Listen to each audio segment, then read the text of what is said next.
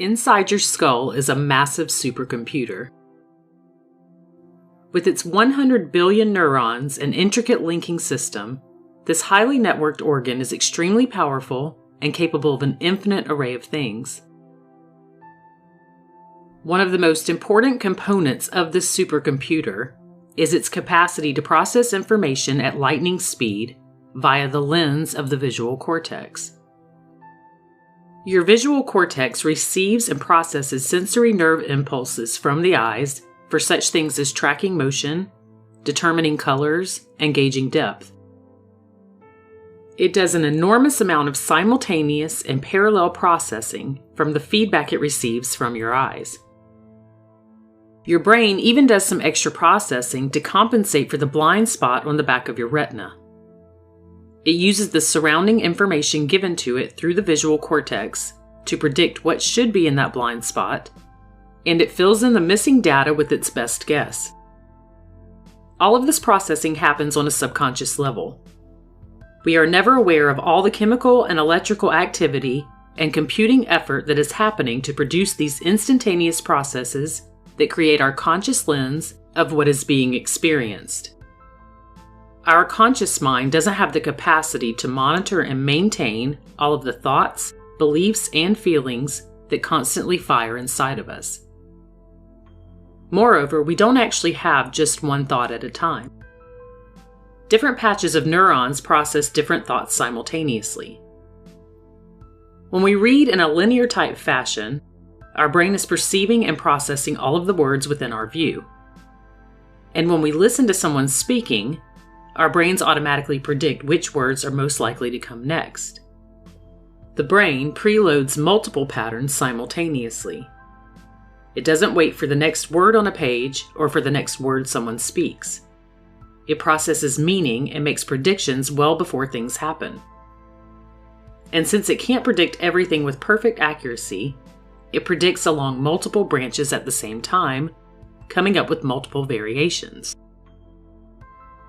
Consider this. If I were to leave out a few words from this, your would automatically fill in the blanks anyway. It's highly likely that you predicted the words sentence and brain. Or you may have determined them to be statement and mind. Whatever the case, your brain did the work for you automatically without any conscious effort on your part. It simultaneously explored multiple possibilities and filled in the expected meaning. This is known as the priming effect. Wikipedia's definition of priming is a technique whereby exposure to one stimulus influences a response to a subsequent stimulus without conscious guidance or intention. Here's another example of how priming works. Take a look at the following list of words.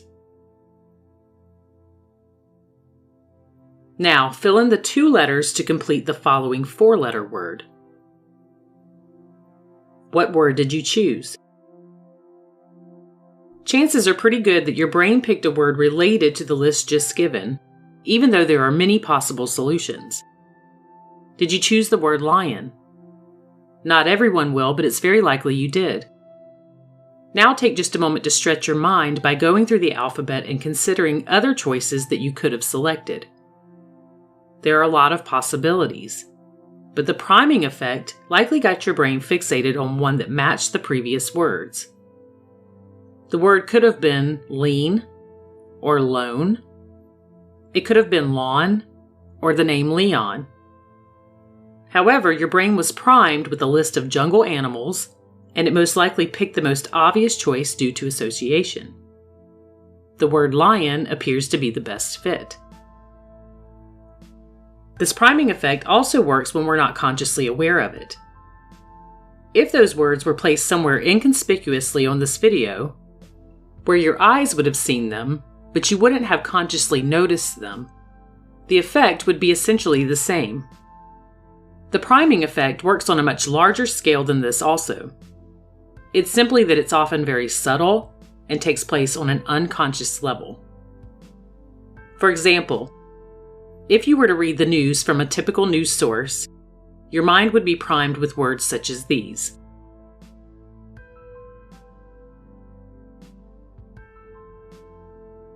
All of these words were found in a search through today's news that took less than 3 minutes. And what's the priming effect of words such as these? What types of thoughts, feelings, or ideas are being preloaded because they're related to them? This gives us reason to feel there is danger.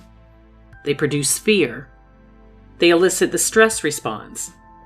They teach us to play it safe and protect ourselves from risk, and tell us that we can't afford to make any mistakes in our daily lives. If we then checked our social media, we might get the priming effect of drama, distraction, wasting time, or feeling unimportant. Checking our email might prime us for the feeling of being overwhelmed, disorganized, or frustrated. We might see an advertisement that primes us for the feeling of being broken, low quality, or ugly. It could even be our own personal environment that primes us for the feeling of wishing for better and not getting it, or feeling unappreciated. This information is not given to you as a means to offer negativity, but rather as a way to show you how the priming effect works on a daily basis when we're not being consciously aware of it, and to give you new information to prime yourself in a positive way. Your brain is always bouncing around between linked associations, and the lesson here is that what may be seemingly subtle has a great impact on us and what we create in our lives. Just one small change in input can create significant ripples throughout your neural net. In turn, this can have a significant influence on the results you experience in your life.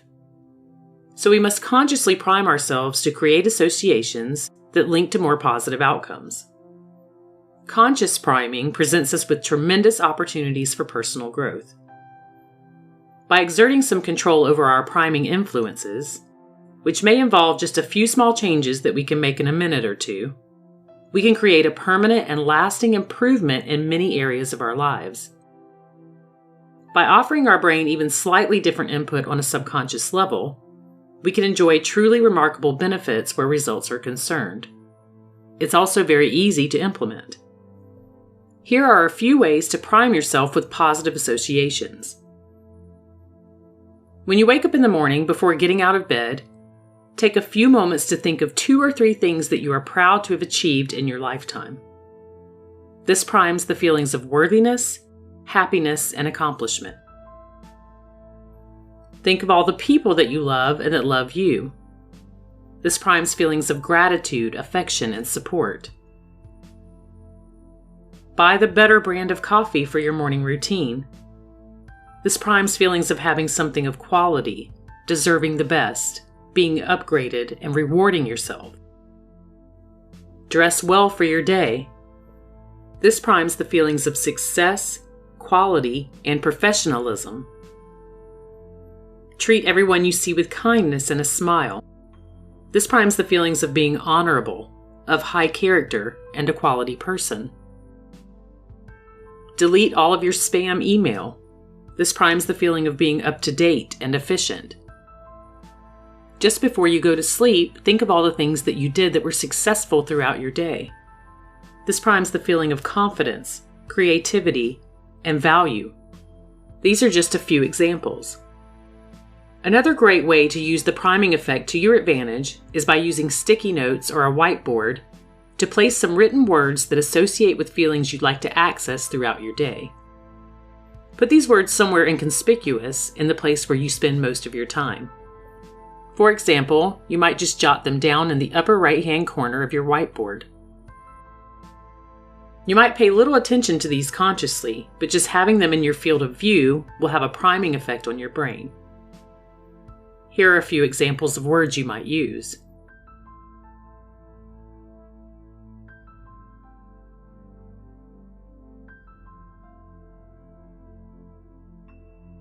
Your visual cortex will constantly process these words when they are in your field of view.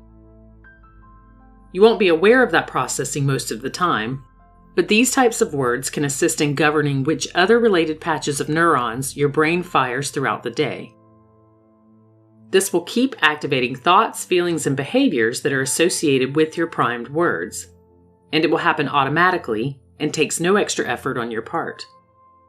You can even use words like travel or relationship for your brain to pick up on those types of priming effects.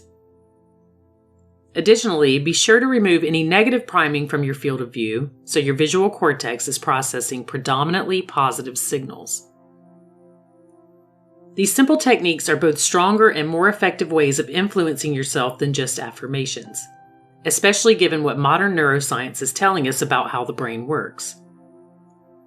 Realize that everything that comes through your senses is in actuality an affirmation. Your brain is processing input all day long, and all of that other input is no less important than your own self-talk. If people knew how to use this, it would literally change their lives. When we use conscious priming, we cultivate an environment that is aligned with what we want, produces positive feeling states, and creates inspired action.